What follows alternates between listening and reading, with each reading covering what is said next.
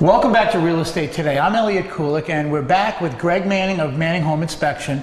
And I really want to show everybody at home really what's involved in actually doing an inspection. So we're in the kitchen, Greg, and what happens here? Well, it's a good place to start. There's items in here that take a lot of time. So that's something we like to get started while we do the rest of the stuff. One being the dishwasher.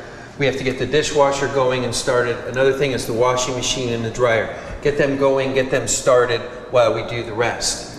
Okay. Now, while we're in here, there's a lot going on in the kitchen. In this kitchen in particular, you have a dishwasher, a garbage disposal, you have plumbing fixtures, outlets, a sink, GFI outlets, your disposal, your microwave, your oven. This one happens to be gas. You have a gas system that runs the tops.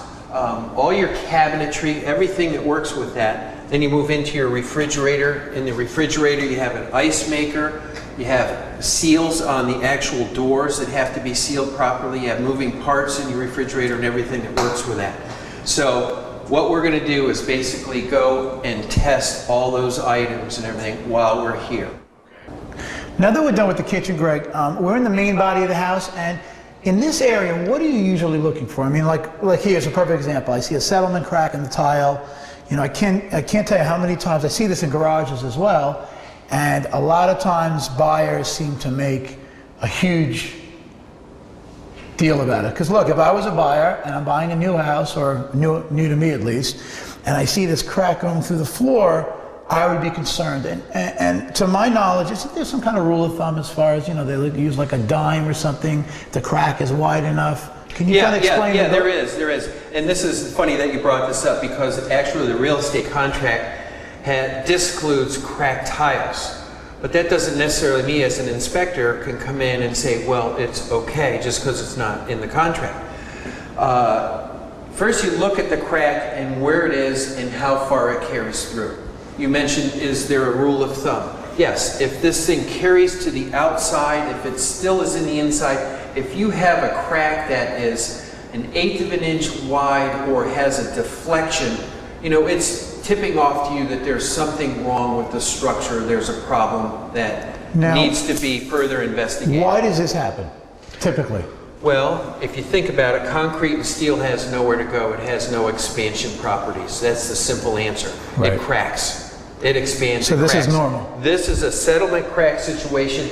Once we get on the outside and carry it through and see if there's anything on the outside, then you can we'll be able to determine if in this house this is something more and needs to be further investigated. It's interesting. You made a comment before we started talking about the crack that, what does the real estate contract cover? Mm-hmm. And I think that it's important for everybody at home to understand is that an inspector is hired by a buyer to kind of just tell them the way it is. Tell them the way it is. It really is immaterial who's paying for what as far as who's making the repairs, whether the buyer is absorbing it, the seller is. I mean, clearly there are standards written into a standard real estate contract that says, well, these are considered cosmetics, so the seller's not obligated to fix those things. But that doesn't mean that there isn't money there that the buyer might have to fix a cosmetic defect. Exactly. That's just a standard of, let's say, obligation, either on the buyer's side or the seller's side. Yeah, exactly. And frankly, that's why we're happy when we get to a house and there are real estate agents that are there. That's their job. They have to know the property, they have to know the contract, and they have to know what's worded. A guy like me comes in, I'm going to tell him like it is. Just everything that's there, cosmetic, structural, whatever it is, and then, what you do with it. Right. You guys take it from there and you guys make it all happen. Whether the attorneys get involved or the realtors get involved. Hey, this is it, this is the way it is, and they're either happy with it or they're not. Yeah. We just tell them what's going on. Look, I think at the end of the day, when you're doing inspections, at least from my standpoint, there's a level of reasonableness by the principals involved in the sale to ascertain or at least to evaluate the results that you provide them. Yeah. And by doing that, that's when you have a smooth transaction. Yes. Okay, so let's move on because I know everyone wants to understand a little bit more. Windows.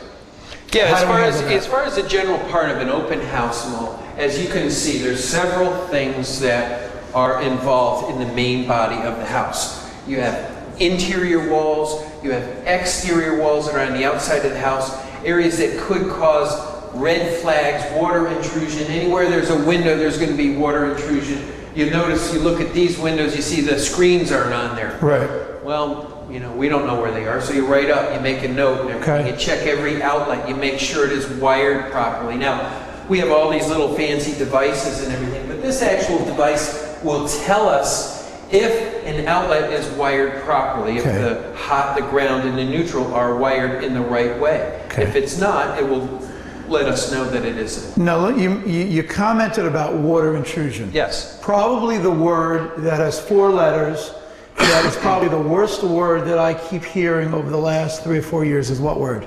The mold. You got it. And in my mind, mold has not been blown out of proportion, but I think that it needs to be evaluated correctly to make the right determination on how to handle it. Yes.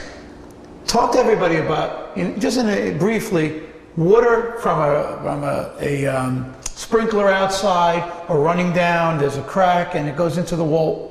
How do we handle that typically? Okay. Well, without again, people getting alarmed? Yeah, I understand. Now, everybody has certain demands or certain things that they're worried about, or Of course. health reasons, or et cetera, why they would want certain things done. We have another device. It's just a moisture meter, and that is the beginning of, you know, what it is that we're talking about. You're simply going to be testing your walls in the areas that could be problematic areas and seeing if there is any moisture, if there is anything that's, you know, penetrating through these windows, through the seals, etc. Now, mold, to deal with mold, that's a whole different inspection as what I am doing for someone as a home inspection. Welcome back to Real Estate Today. I'm Elliot Koolik, and we're now in the garage, and a lot going on here, right? There is a lot going on here. You know, you were mentioning before, you call this the brains of the house. That's not a bad analogy, because so much is happening here in the garage that we have to inspect. One of the biggest thing is right here, the electrical panel. We like to take the panel apart. We like to look at how it's wired. We like to see what kind of wiring is in there.